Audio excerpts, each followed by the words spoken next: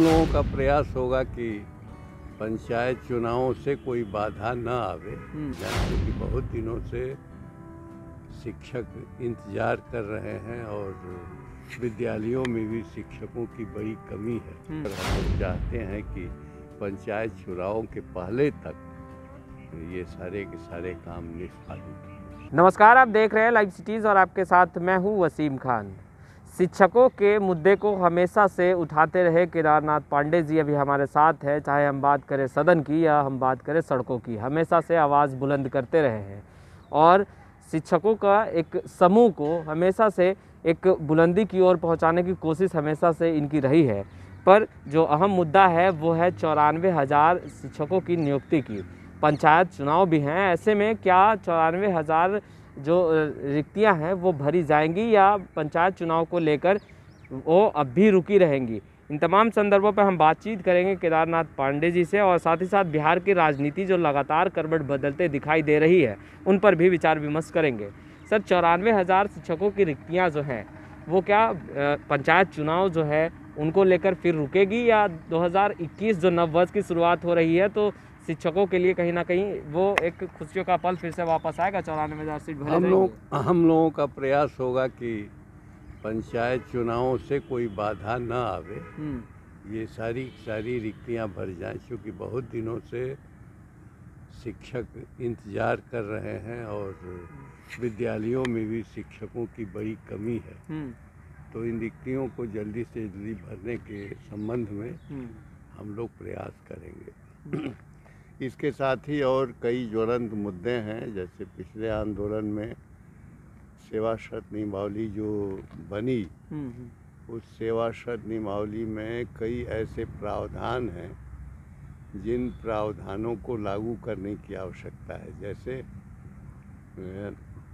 अंतर जिला और अंतर इकाई नियोजन, स्थानांतरण और जो राजकीयकृत या प्रोजेक्ट विद्यालय हैं उनमें नए शिक्षकों को प्रधानाध्यापक के रूप में पदस्थापन, उनकी सेवा दशाओं में अवकाशों के संबंध में या अन्य मामलों के संबंध में कई जगह दिशा निर्देश देने की बात कही गई।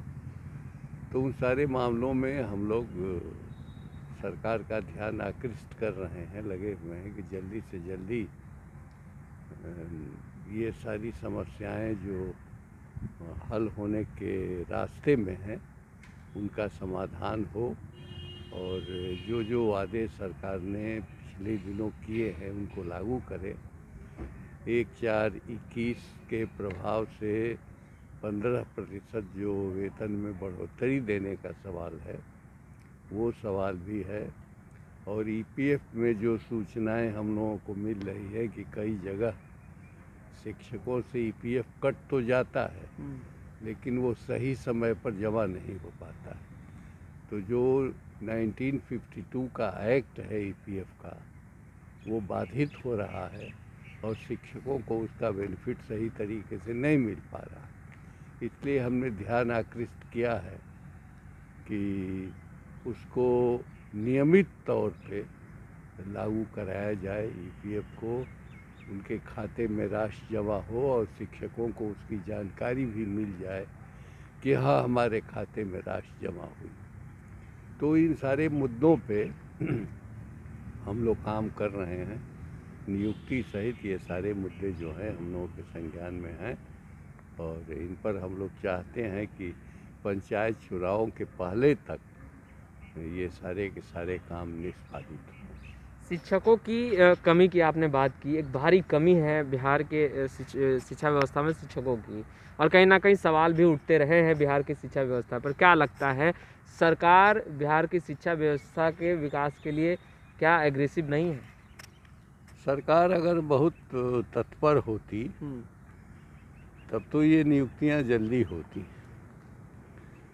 सरकार की अपनी गति होती है चलने की और बीच बीच में माननीय उच्च न्यायालयों में कुछ मामले लंबित हो जाते हैं, तो उसके चलते भी बाधाएं आती हैं।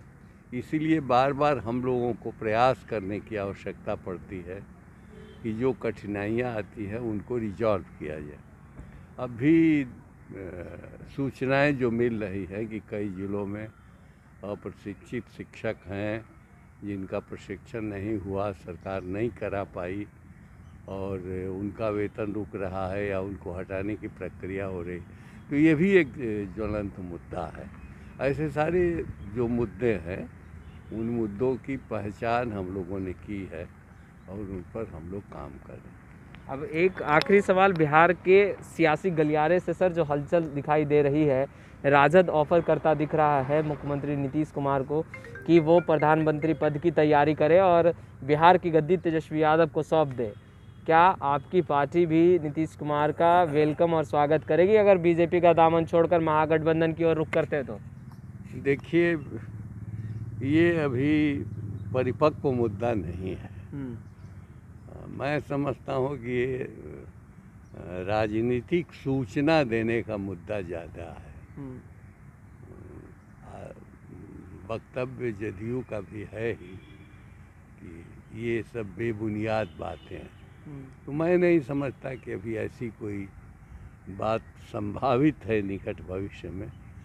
राजनीति है तो राजनीति में कुछ भी संभव हो सकता है, तो लंबे समय के अंतराल पे आने वाले दिनों में कुछ भी हो सकता है, लेकिन आज की तारीख में ये सब बातें अभी बेबुनियाद हैं। अगर नीतीश कुमार आते हैं महागठबंधन की ओर रुख करते हैं बीजेपी को छोड़कर, तो आपकी पार्टी का क्या स्टैंड होगा? ना वेलकम करेंगे या नहीं?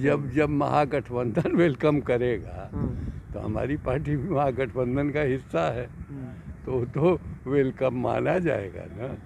यानी आपकी पार्टी भी वेलकम करेगी? बिल्कुल वेलकम माना जाएगा।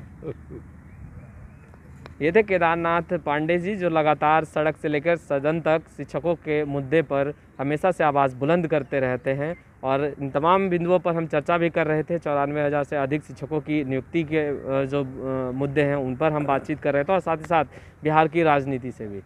लाइव सिटीज़ के साथ बने रहे, हम तमाम लेटेस्ट तस्वीर लगातार अपडेट करते रहेंगे। आपका बहुत बहुत शुक्रिया। हम लोगों का प्रयास होगा कि पंचायत चुनावों से कोई बाधा न आवे, क्योंकि बहुत दिनों से शिक्षक इंतजार कर रहे हैं और विद्यालयों में भी शिक्षकों की बड़ी कमी है। और हम लोग चाहते हैं कि पंचायत चुनावों के पहले तक ये सारे के सारे काम निष्पादित। जब महागठबंधन वेलकम करेगा तो हमारी पार्टी भी महागठबंधन का हिस्सा है, तो वेलकम माना जाएगा ना।